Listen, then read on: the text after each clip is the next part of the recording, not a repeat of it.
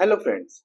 क्या आपने कभी सोचा है कि आपके अकाउंट में बुक्स में डेटर का अगर बैलेंस 50,000 दिख रहा है, लेकिन डेटर की बुक में वही बैलेंस 48,000 दिखाई दे रहा है, तो आखिर इनमें से सही कौन? यह पता लगाने के लिए हम एक बहुत महत्वपूर्ण प्रक्रिया का इस्तेमाल करते हैं, जिसे हम डेटर एंड क्रेडिटर रिकंसिलिएशन कहते हैं।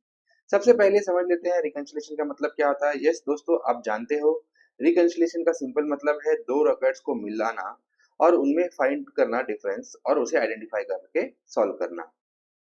अकाउंटिंग में कभी-कभी कुछ एंट्री छूट जाती है, कुछ गलत हो जाती है या दोनों पार्टियों ने कुछ उसे अलग तरीके से रिकॉर्ड किया होता है।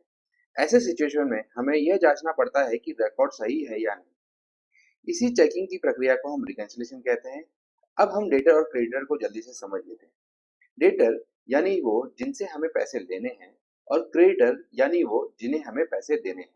जब हम डेटर या क्रेडिटर का रिकंसिलिएशन करते हैं, तब हमें अपनी बुक्स में मौजूद उनके लेजर को कंपेयर करना होता है सामने वाले की बुक से। यदि दोनों रिकॉर्ड में कोई अंतर दिखाई दे, तो हमें उसके कारण को खोजना होता है और उसे रिकंसाइल करना होता है। अब हम देखते हैं डेटर एंड क्रेडिटर की रिकंसिलिएशन की प्रक्रिया क्या है। पहला कदम, सबसे पहले हम अपने डेटर या वेंडर से रिक्वेस्ट करते हैं कि वह अपने बुक्स का एक्सट्रैक्ट हमें दे जिसमें हमारा लेजर का हो। दूसरा, अब हम अपनी बुक्स को में मौजूद उसी पार्टी के लेजर के अकाउंट्स को तैयार करते हैं। तीसरा, इसके बाद दोनों लेजर को सामने सामने रखते हैं ताकि कंपैरिजन करना आसान हो। चौथा, अब हम दोनों लेजर की एक एंट्री एक एक करके मैच करते हैं और देखते हैं कौन सी एंट्री सही एक तरीके से है। पांचवा, जो एंट्री मैच नहीं होती उनकी हम एक लिस्ट बनाते हैं। छठवा, अब हम इन डिफरेंस को एक उनकी प्रक्रिया के हिसाब से ग्रुपिंग करते हैं। उदाहरण के तौर पे कुछ अंतर टाइमिंग डिफरेंस से होता है, कुछ गलत अकाउंट अमाउंट रिकॉर्ड करने से होता है और कुछ गलत एंट्रियों की वजह से होता है। सातवां और आखिरी कदम, अब हम सभी अंतर को सिस्टमैटिक तरीके से वेंडर रिकंसिलिएशन स्टेटमेंट यानी डेटर रिकंसिलिएशन स्टेटमेंट में लेके जाते हैं और उसे तैयार करते हैं। यह स्टेटमेंट हम हमें बताता है कि रिकॉर्ड में अंतर क्यों है और सही पोजीशन क्या है।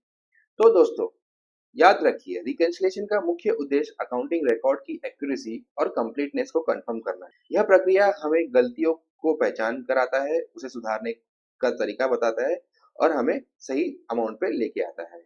इसलिए डेटर और क्रेडिटर रिकंसिलिएशन केवल एक अकाउंटिंग फॉर्मेलिटी नहीं, बल्कि एक महत्वपूर्ण कंट्रोल है जो हमारी बुक्स को रिलायबल बनाता है। चलिए दोस्तों, बढ़ते हैं आगे और देखते हैं हमारा प्रैक्टिकल प्रॉब्लम इसके ऊपर, ताकि कंसेप्ट और क्लियर हो जाए। दोस्तों, हम देखने वाले हैं डेटा रिकंसिलिएशन स्टेटमेंट। उसमें हमें कुछ एक्सट्रैक्ट दिया है। एक लेजर हमने हमारे बुक्स का लिया है, ledger of our books of X Y Z traders, और हमने हमारे वेंडर को बोला है कि भैया हमें भी अब आपका एक्सट्रैक्ट दे दीजिए। तो उन्होंने हमें एक्सट्रैक्ट भेजा है in the books of X Y Z traders our ledger. अब हम करेंगे क्या, एक एक एंट्री मैच करेंगे ताकि डिफरेंस को फाइंड आउट करें और रिकंसिलिएशन में लेके आए। तो जैसे मैंने आपको पहले भी बताया है कि हम अपनी ओपनिंग बैलेंस से स्टार्ट करते हैं। तो देख लेते हैं फर्स्ट में की ओपनिंग बैलेंस क्या है। आप देख सकते हैं 40,000 दिया है। अब देख लेते हैं उनके बुक्स में। यहाँ पे आप देख सकते हो राइट साइड में बाय बैलेंस कैरेट आउट 40,000, यानी हमारा ओपनिंग बैलेंस मैच है। तो हम आगे बढ़ सकते हैं। आगे देख लेते हैं सेल्स 12,000। हमारा सेल्स उनका परचेज है, उन्होंने भी परचेज 12,000 लिखा है, यानी ये एंट्री भी मैच हो रही है हमारी। अभी हम इसे सही कर सकते हैं। आगे आप देख सकते हो 12th में को 18,000 की सेल है और उन्होंने भी परचेज 18,000 लगाया है, यानी ये भी एंट्री सही है। अब आप देख रहे हो 23rd में की एंट्री, सेल्स 2,500। आप देख पा रहे हो यहाँ पे परचेज की कोई एंट्री नहीं है, यानी ये हमारे रिकंसिलिएशन स्टेटमेंट में जाएगा और हम इसे क्रॉस कर लेंगे। आगे की सेल्स देखते हैं।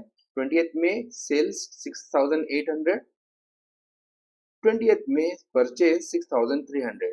एंट्री तो हुई है दोस्तों, लेकिन गलत अमाउंट पे। यहाँ पे हमने सेल 6,800 दिखाया है, उन्होंने 6,300। तो इसे भी हम क्रॉस कर लेंगे, इसमें कुछ डिफरेंस है, उसे हमें रिकंसिलिएशन में लाना पड़ेगा। अब देख लेते हैं राइट साइड में क्या एंट्रीज है। बैंक से पेमेंट हुआ है 10,000, उनके भी बैंक से पेमेंट हुआ है तो उन्होंने भी बैंक की एंट्री की है 10,000, यानी ये एंट्री मैच हो रही है, तो इसे हम टिक कर सकते हैं। सेल रिटर्न कुछ आया था 1500 का, लेकिन हमारे पार्टी ने उसे खुद के ही बुक्स में रिकॉर्ड नहीं किया। आप देख सकते हो कोई एंट्री नहीं है यहाँ पे, तो इसे हम क्रॉस कर लेंगे क्योंकि ये हमें रिकंसिलिएशन में ले जाना पड़ेगा। 22nd में 7000, 22nd में 7000, यस ये एंट्री है यहाँ पे दोनों साइड में, यानी ये भी रिकंसिलिएशन में नहीं जाएगा और इसे हम टिक कर लेंगे।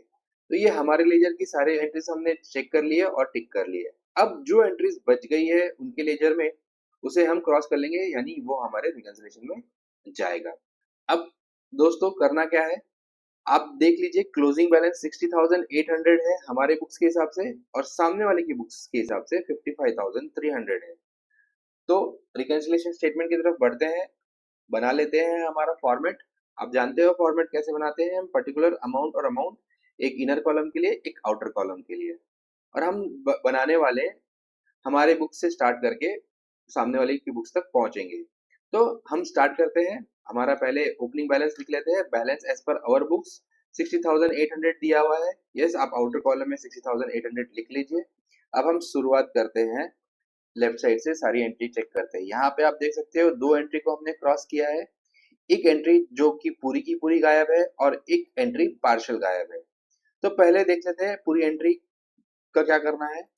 जैसे आपको मैंने बताया था कि ये हमारे बुक्स में सेल हुआ है, सामने वाले की बुक्स ने उसे सेल नहीं दिखाया है, तो इसका उल्टा इफेक्ट देंगे। हमने हमारे बुक में सेल दिख रहा है और सामने वाले ने नहीं दिखाया है, तो हम इसे माइनस करेंगे ताकि हम अपने रिकंसिलिएशन में सही तरीके से पहुंच जाए। तो हम लिखेंगे less invoice omitted bye debtor 2500, ये हो गई हमारी पहली एंट्री। 20th में आप देख सकते हो डिफरेंस है कुछ 6800 एंड 6300, दोनों का डिफरेंस क्या होगा, यस 6800 माइनस 6300 500, सेम उल्टा इफेक्ट, हमारे बुक्स में सेल दिख रहा है बट सामने वाले ने नहीं किया है, तो हम इसे लेस करेंगे और लेस करके क्या करेंगे, लिख देंगे पेमेंट। यहाँ पे सॉरी दोस्तों, लेजर नरेशन गलत लिख दिया है, सही कर देता हूँ। Invoice entered by debtor for wrong amount, तो ये हो गई हमारी सेकेंड एंट्री। अब देखते हैं राइट साइड में क्या रह गया है, सेल रिटर्न। हमने हमारे बुक से माइनस कर दिया बट सामने वाले ने नहीं किया, तो उसका उल्टा इफेक्ट देंगे और हम अपने बुक्स में रिकंसिलिएशन में इसे ऐड करेंगे, cell return but not recorded by debtor. ये हो गई हमारी थर्ड ट्रांजेक्शन। अब हम देखते हैं हमारे लेजर में तो सारी एंट्रीज को हमने ले आए रिकंसिलिएशन में, अब सामने वाले के लेजर में कुछ डिफरेंस है क्या, तो यस एक डिफरेंस देख सकते हो, उन्होंने एक पेमेंट किया है 4000 का बट हमारे बुक्स में हमने उसे नहीं लिया है। तो सामने वाले बुक्स का, क्योंकि हमने हमारे बुक से स्टार्ट किया है, तो सामने वाले बुक के हिसाब से जो उन्होंने एंट्री की है वही एंट्री हम इधर करेंगे, जो की होगी उन्होंने हमें पेमेंट दिया है, उन्होंने हमारे बुक्स में बैलेंस कम किया है, सेम इफेक्ट देंगे हमारे बुक्स में भी, हम उसे कम कर देंगे, रिकंसिलिएशन में हमें लेस करेंगे, payment receive but not recorded by us 4000।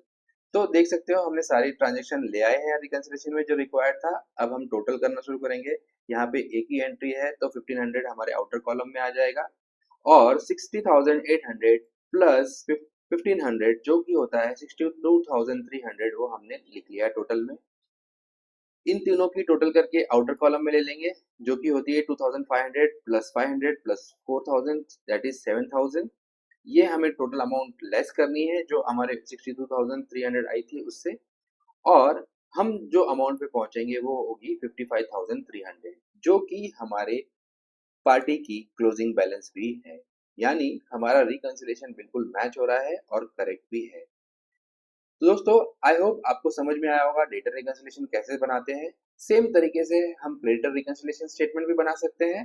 ये था हमारा आखिरी सम इस चैप्टर का।